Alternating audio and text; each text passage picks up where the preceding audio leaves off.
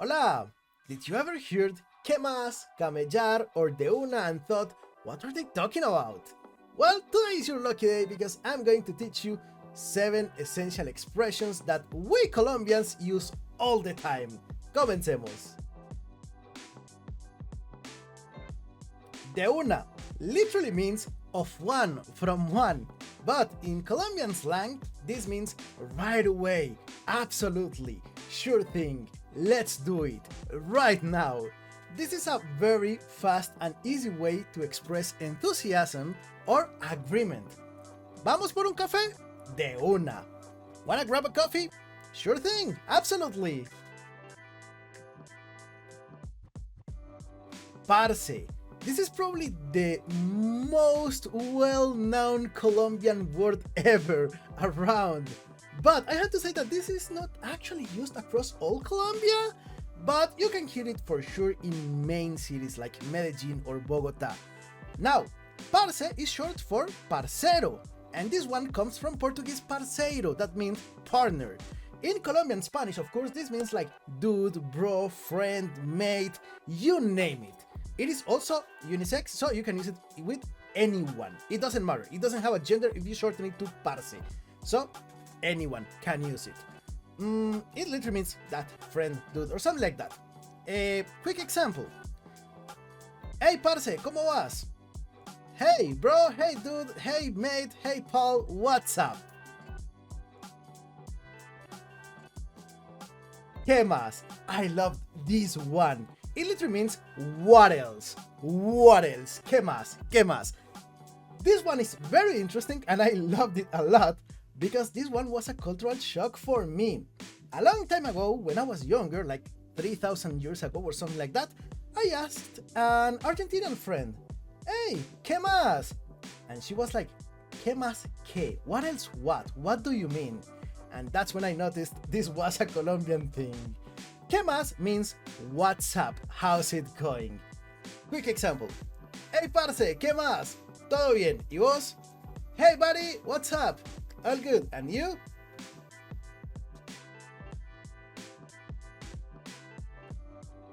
Another very common one, you can see this in every kind of listings about how to speak like a Colombian. Dar papaya, literally to give papaya.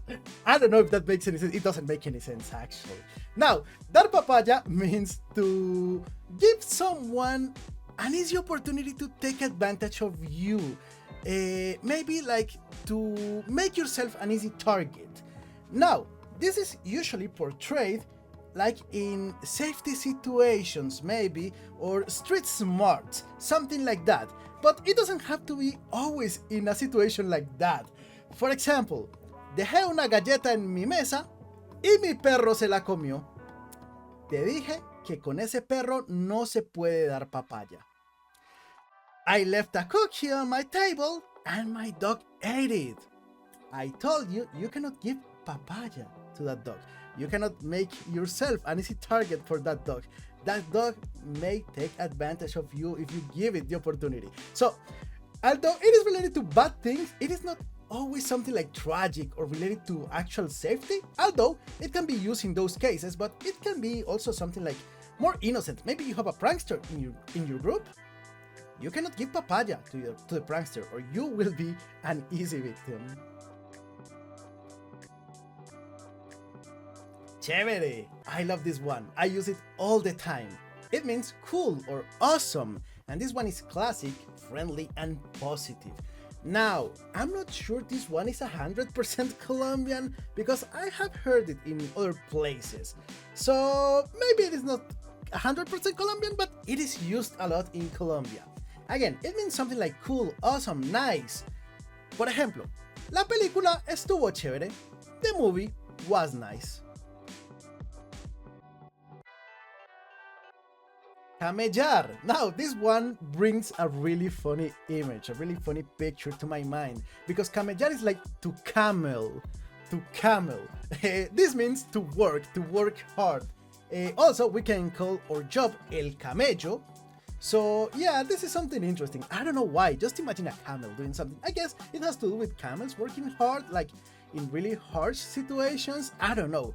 Now, In Colombia, this means to work. Literally, camellar is to work. That's what it means. Estoy camellando. I'm working. Now, you gotta be careful because this one works like this in Colombia, but in Spain, things related to camels have a completely different meaning, but that's stuff for another video. And the last one is tener guayabo or estar enguayabado. Tener guayabo, to have a guava tree. How does that make sense? I have no idea, but we use it all the time. Tener guayabo or estar enguayabado means to have a hangover. That's what it means. Best excuse ever to not attend a place. No puedo ir, estoy enguayabado. No puedo ir, tengo guayabo. I cannot go, I have a hangover. So, what do you think? Let me know in the comments what's your favorite Colombian expression. And if you liked this video, don't forget to like, subscribe, and share it with someone who is learning Spanish. Also, if you want to go deeper, you can book a private lesson with me. That's it for today. Nos vemos en el próximo video.